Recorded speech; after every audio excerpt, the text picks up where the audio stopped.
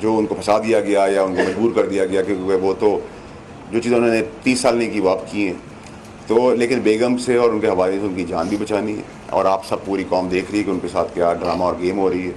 उनको मज़ीद बदतरीन जगह पे ले जाया जा रहा है, और जो 14 तारीख की कॉल है उसके पीछे फिर जो रीज़न्स हैं वो पाकिस्तान के लिए नहीं है। 14 तारीख को उन्होंने कहा नाफरमानी करेंगे।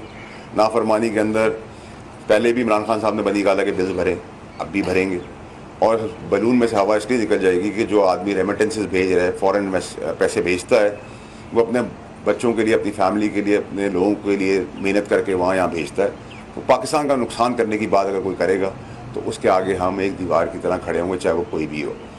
और 14 तारीख की डेट इसलिए डिसाइड की है क्योंकि उनके हिसाब से फैज़ हमीद साहब की जो लीगल प्रोसीडिंग्स हैं वो उसके बाद होनी, तो अपनी तरफ से प्रेशर टैक्टिक्स कर रहे हैं, लेकिन उनको बता दूंगा उन्होंने गलती कर दी है, वो 14 से पहले ही हो जाएगा, तो वो भी ठुस हो गया मामला। तो मैं आप सबका फिर से एक दफ़ा शुक्रिया अदा करता हूँ। एक्सपेक्ट करता हूँ कि जो मैंडेट मुझे एहतराम और प्यार में MQM ने दिया है, आपने मुस्तफा साहब की बात से सुना है, उसमें मैं कोई बेईमानी, कोई मुनाफिकत, कोई झूठ और कोई फरेब आपको नहीं मिलेगा।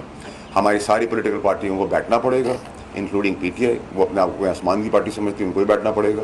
जमहूरियत के अंदर पार्टियों से ही बात करनी पड़ेगी, पार्टियाँ ही फिर आगे बात करती हैं, कोई और आगे नहीं बात कर सकता। ना इस्टेब्लिशमेंट कोई सौदा कर रही है, ना इस्टेब्लिशमेंट कोई रब्ता कर रही है, ना इस्टेब्लिशमेंट ने कोई सौदा किया था, ना इस्टेब्लिशमेंट ने कोई रब्ता पहले भी किया था। मुंतज़र हैं, लेकिन उसके लिए भी अगर आपने किसी को पैगाम बनाना है तो सारी पॉलिटिकल पार्टीज़ ही वो कर सकती हैं। और मैं एक्सपेक्ट करता हूँ आखिर में गवर्नमेंट को साथ जाऊँगा, मैं इनके साथ भी जाऊँगा कि वो बड़ा दिल करेंगे और अपनी फैमिली कॉरपोरेशन बना के नहीं चलाएंगे। जिसका जो मैंडेट है, जिसका जो हक है, उसके उस हिसाब से उसको रिप्रेजेंटेशन दी जाएगी, ताकि आपके, मेरे लिए और इस नेशनल कॉज के अंदर जहाँ मैं सारी पॉलिटिकल पार्टीज़ को कोशिश कर रहा हूँ यूनाइट कर लूँ, वहाँ अदालती निज़ाम में भी मुलाकात होगी, वहाँ बिजनेसमैन से भी मुलाकात होगी, वहाँ पॉलिटिकल पार्टियों के बाद एक ठेले वाले का भी मौक़िफ़ लिया जाएगा, मीडिया के लोगों का, मीडिया के अंदर बहुत रेलेवेंट लोग हैं, आपके ऊपर जो सारे सीनियर एंकर्स बैठे हुए हैं, उनका भी मौक़िफ़ लेके एक नेशनल कॉज के अंदर नेशनल कंसेंसस बनाने की ज़रूरत है। जब सारे स्टेक होल्डर्स आएंगे, सब बात करेंगे। कुछ चीज़ें मुझे समझ नहीं आती, वो मुझे मुस्तफा साहब ने समझा दी, बिलावल साहब ने समझा दी। मौलाना साहब के खिलाफ जो प्रोपेगेंडा हो रहा था कि वो एक्सट्रीमिस्ट हैं, उन्होंने कहा मैं दीनी तालीम के साथ दुनियावी तालीम का भी कायल हूँ, दोनों साथ लेके चलें। तो वो भी क्लैरिटी, हमें तो उस प्रोपेगेंडा के अंदर आज तक पता ही नहीं था। तो मैं आप लोगों को इजाज़त चाहूँगा।